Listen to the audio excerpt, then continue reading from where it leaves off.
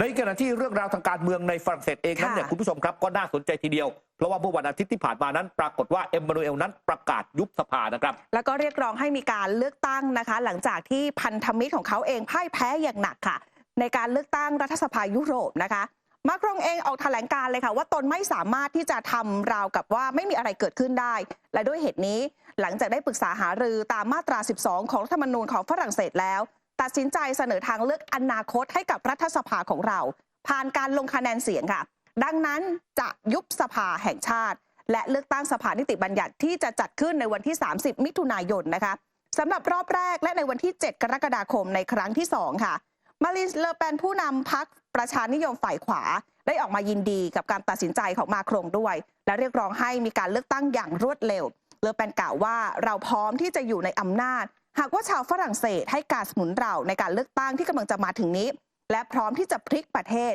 พร้อมปกป้องผลประโยชน์ของชาวฝรั่งเศสพร้อมยุติการอพยพครั้งใหญ่และพร้อมให้ความสำคัญกับกำลังซื้อของชาวฝรั่งเศสเป็นสำคัญพร้อมเริ่มพลิกโฉมประเทศเป็นอุตสาหกรรมโดยรวมแล้วพร้อมที่จะพลิกประเทศและนำฝรั่งเศสกลับมามีชีวิตอีกครั้งหนึ่งถ้าดูตามรายงานของสถาบันสำรวจความคิดเห็นของฝรั่งเศสเปิดเผยนะคะว่าความเคลื่อนไหวดังกล่าวเกิดขึ้นในขณะที่ฝรั่งเศสคาดการณ์ถึงผลการเลือกตั้งครั้งแรกที่ส่งผลให้พรรคประชานิยมฝ่ายขวาของเลอเปนค่ะมีคะแนนนำในการเลือกตั้งสภาของสหภาพยุโรปโดยสามารถเอาชนะของกลุ่มพันธมิตรที่ฝักใฝ่ยุโรปของมาครงไปได้ทั้งนี้พรรคของเลอเปนเองได้รับคะแนนเสียงประมาณ 32% เพิ่มขึ้นมา10คะแนนนะคะจากการเลือกตั้งสหภาพยุโรปครั้งล่าสุดคือในปี 2019 และนำหน้าของพรรคของมาครงประมาณ17คะแนนค่ะขณะที่พันธมิตรมาครงได้คะแนนเสียงไปเพียงประมาณ 15% เท่านั้นค่ะคือผมต้องเล่าเรื่องการเมืองของในฝรั่งเศสเนี่ยให้คุณผู้ชมเนี่ยได้เข้าใจนะฮะคือประกาศยุบสภาเนี่ยตัวมาครงเนี่ยยังเป็นผู้นำฝรั่งเศสนะเพราะว่าฝรั่งเศสเนี่ยเวลาเลือกตั้งสสกับเลือกตั้งประธานาธิบดีเนี่ยเขาเลือกแยกจากกันดังนั้นการยุบสภานั่นหมายความว่าคือจะมีการเลือกตั้งสสใหม่ของฝรั่งเศสนะครับทั้งหมดเนี่ย577ที่นั่งนะฮะเหตุที่มาครงยุบสภาเนี่ยคือการเลือกตั้งคณะกรรมาการยุโรปเนี่ยหรือว่าสภายุโรปเนี่ยคุณผู้ชมพรรคของมารีน เลอเปนนั้นเนี่ยได้มาทั้งหมดเนี่ย 31.5% ได้เก้าอี้รัฐสภาในยุโรปเนี่ยไปถึง30ที่นั่งนะฮะพรรค National Rally นะครับแต่พรรคของมาครงเนี่ยนะครับได้มาเนี่ยทั้งหมดเนี่ยคุณผู้ชม 15.2 ที่นั่งนะครับและพรรคอันดับ3เนี่ยพันธมิตรของมาครงมาเนี่ยได้มา 14.3 ที่นั่งคือรวมกัน2พรรคเนี่ยก็ยังได้น้อยกว่าของมารีน เลอเปนทำให้เจ้าตัวเนี่ยถูกกดดันนะครับเพื่อที่จะให้ยุบสภาและท้ายที่สุดเนี่ยมาครงนั้นเนี่ยก็ประกาศยุบสภาแล้วเดี๋ยวจะมีการเลือกตั้งสสใหม่เนี่ยครับรอบแรกเนี่ยวันที่ 30รอบที่2เนี่ยวันที่7นะครับก็คืออีกว่าช่วงปลายเดือนนี้กับต้นเดือนหน้าทีนี้เนี่ยก็จะเข้าไปบริหารงานมาครงเนี่ยจะมีสิทธิ์เนี่ยนะครับอยู่ในตำแหน่งเนี่ยไปจนถึงปีพศ2570นะครับดังนั้นเนี่ยปรากฏว่าการเลือกตั้งที่จะเกิดขึ้นเนี่ยปลายเดือนนี้กับต้นเดือนหน้าเนี่ยคุณผู้ชมถ้าที่นั่งของพรรครัฐบาลนั้นเนี่ยได้น้อยกว่าฝ่ายค้านก็เท่ากับว่ามาครงเนี่ยจะเป็นรัฐบาลเสียงข้างน้อย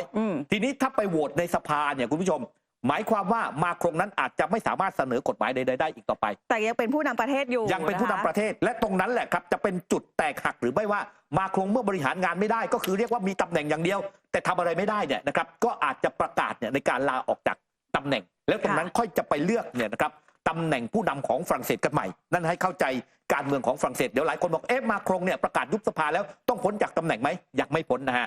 ทีนี้ไปดูนะครับเรื่องของการเลือกตั้งสภายุโรปเนี่ยคุณผู้ชมครับทางด้านประธานาธิบดีวลาดิเมียร์ปูตินผู้นำของรัสเซียเองนั้นก็ออกมาวิพากษ์วิจารณ์นะครับว่าการเลือกตั้งประเทศสมาชิกสหภาพยุโรปเนี่ย27 แห่งที่มีการทยอยใช้สิทธิ์กันไปเนี่ยตั้งแต่วันที่6 ถึง 9 มิถุนายนที่ผ่านมานั้นมันคือบททดสอบค่านิยมดั้งเดิมในกลุ่มประเทศยุโรปท่ามกลางโลกาภิวัตน์เนี่ยเสรีนิยมที่มันเปลี่ยนไปแล้วปูตินบอกว่าประเทศหลายแห่งในยุโรปเนี่ยกำลังมุ่งมั่นแสวงหาเส้นทางของการพัฒนาโดยยังยึดมั่นอยู่กับค่านิยมดั้งเดิม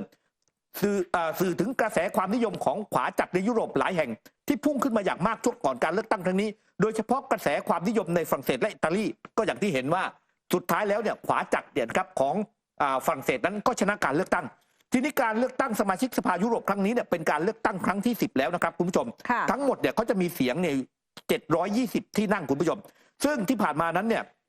มีการเลือกตั้งกันทุก5 ปีแล้วเขาก็จะแบ่งโควต้าที่นั่งเนี่ยไปตามแต่ละประเทศซึ่งที่ผ่านมาเยอรมนีเนี่ยจะได้มากที่สุดคือ96ที่นั่ง ตามมาด้วยฝรั่งเศส81ที่นั่งอิตาลี76ที่นั่งสเปน61ที่นั่งโปแลนด์53ที่นั่งโรมาเนีย33ที่นั่งเนเธอร์แลนด์31ที่นั่งส่วนที่เหลือเนี่ยก็จะแบ่งไล่เรียงกันไปซึ่งปูตินก็มองว่านี่มันจะเป็นการ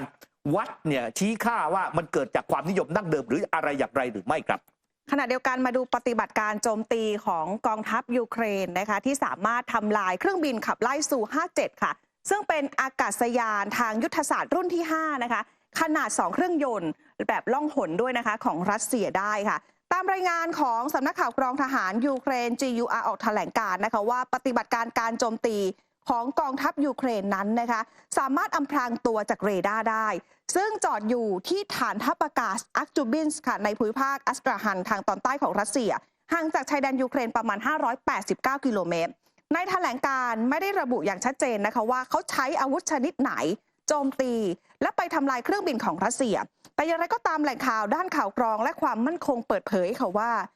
การใช้อากาศยานไร้คนขับหรือว่าโดรนแบบติดอาวุธนับเป็นครั้งแรกอย่างเป็นทางการที่เครื่องบินซู57ถูกทำลายในช่วงสงครามระหว่างยูเครนกับรัสเซียเพราะกองทัพรัสเซียประจำการเครื่องบินนี้นะคะเมื่อเดือนธันวาคม 2563 และใช้ทดแทนเครื่องบินขับไล่ซู27และมิก29ค่ะขณะที่กระทรวงกลาโหมรัสเซียออกแถลงการมีเนื้อหาเพียงแค่ว่าระบบป้องกันทางอากาศสามารถสกัดการโจมตีของโดรนอย่างน้อย3ลำในเขตน่านฟ้าเหนือภูมิภาคอัสตราฮันค่ะครับในขณะที่ความเคลื่อนไหวสถานการณ์สงครามนั้นก็ยังคงเกิดความขัดแย้งนะครับล่าสุดนั้นมีการรายงานข่าวนะครับว่ารัฐมนตรีต่างประเทศของอังกฤษนะครับก็เกือบจะเสียท่านะครับเนื่องจากว่ามีคนนั้นเนี่ยปลอมตัวแล้วก็ทำวิดีโอเนี่ยไปพูดคุยนะครับกับทางด้านรัฐมนตรีว่าการกระทรวงต่างประเทศของอังกฤษเนี่ยคุณผู้ชมเขาบอกว่าคนที่แปลงตัวแปลงร่างแปลงเสียงเนี่ยไปพูดคุยเนี่ยนะฮะนั่นก็คือเขาปลอมตัวเป็นเปโตรโปโรเซนโกซึ่งคนนี้เนี่ยเป็นอดีตประธานาธิบดีของยูเครนระหว่างปีพศ 2557 ถึง 2562 แล้วโทรศัพท์ไปพูดคุยกับเดวิดคาเมรอนซึ่งเป็นรัฐมนตรีว่าการกระทรวงต่างประเทศของอังกฤษนะครับแล้วก็คุยกันไปคุยกันมาสนทนากันไปกันมาเนี่ยปรากฏว่าไอ้คนที่ปลอมตัวเป็นเปโตรโปโรเซนโกเนี่ยก็ถามถึงคอนแทคของบุคคลคนหนึ่งพูดคุยกันฉันจะติดต่อคนนี้ได้ไหมอะไรแบบนี้ขอเบอร์คอนแทคนี้หน่อยเดวิดคาเมรอนก็บอกว่ามันแปลกๆก็เลยหยุดพูดคุยแล้วก็ไปเช็คนะฮะไปให้ทีมงานเนี่ยเช็คอะไรต่างๆปรากฏว่าพอตรวจสอบแล้วเนี่ยนะคือเป็นตัวปลอมโทรไปพูดคุยชัดเจนเลยนะฮะก็ปลอมตัวไปไม่รู้ว่าต้องการอะไรนะครับตอนนี้ก็จะมีการดำเนินการในการสอบสวนเรื่องนี้ต่อนะครับว่าใครกันแน่ที่ปลอมตัวไปแล้วเพื่อที่จะขอข้อมูลขอคอนแทคคนบางคนจากเดวิดคาเมรอนครับไปต่อที่เนเธอร์แลนด์กันค่ะกระทรวงกลาโหมเนเธอร์แลนด์เองนะคะออกแถลงการณ์ค่ะว่าเครื่องบินขับไล่2ลำของกองทัพปลดปล่อยประชาชนจีนหรือว่า PLA เข้ามาบิน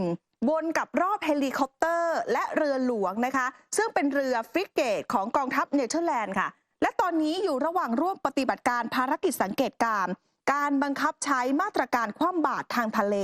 ของคณะมนตรีความมั่นคงแห่งสหประชาชาติต่อเกาหลีเหนือด้วยนะคะเหตุการณ์นี้เกิดขึ้นในทะเลจีนตะวันออกเมื่อวันศุกร์ที่ผ่านมาค่ะและก็ถือว่าอาจจะเป็นเจตนาที่สร้างสถานการณ์ความไม่ปลอดภัยและยิ่งไปกว่านั้นเหตุการณ์ที่เกิดขึ้นค่ะเกิดขึ้นในเขตน่านฟ้าสากลอีกด้วยนะคะกระทรวงกลาโหมจีนยังไม่ได้มีความเห็นอย่างเป็นทางการเกี่ยวกับเหตุการณ์ครั้งนี้นะคะแต่ว่าถ้าไปดูบรรยากาศณตอนนี้ในทะเลจีนตะวันออกตึงเครียดค่ะเพราะรัฐบาลญี่ปุ่นเปิดเผยว่ามีการร้องเรียนอย่างเป็นทางการผ่านทางการทูตนะคะไปยังรัฐบาลของจีนเนื่องจากเรือตรวจการของจีน4 ลำก็แล่นเข้าไปในเขตน่านน้ำใกล้ๆกับหมู่เกาะซึ่งเป็นพื้นที่พิพาทในทะเลจีนตะวันออกก็คือหมู่เกาะเซนกากุหรือหมู่เกาะเตียวหยูในภาษาจีนนะคะเหตุการณ์ดังกล่าวเกิดขึ้นตั้งแต่วันศุกร์ใช่ไหมคะและยิ่งไปกว่านั้นนี่เป็นครั้งแรกเลยค่ะที่เรือของจีนบรรทุกอุปกรณ์ที่มันมีลักษณะคล้ายๆกับปืนฉีดน้ำแรงดันสูงนะคะเรือของจีนเนี่ยลอยลำอยู่บริเวณดังกล่าวประมาณสัก2 ชั่วโมงแม้ว่าหน่วยยามฝั่งของญี่ปุ่นประกาศเตือนเป็นระยะแล้วนะแต่เรือของจีนเป็นฝ่ายถอยกลับออกไปเองในที่สุดค่ะครับมาร่วมสนับสนุนท็อปนิวส์นำเสนอความจริงได้แล้ววันนี้เพียงกดปุ่ม Super Thanks แล้วเลือกจำนวนเงินตามที่ต้องการได้เลยครับขอบคุณครับ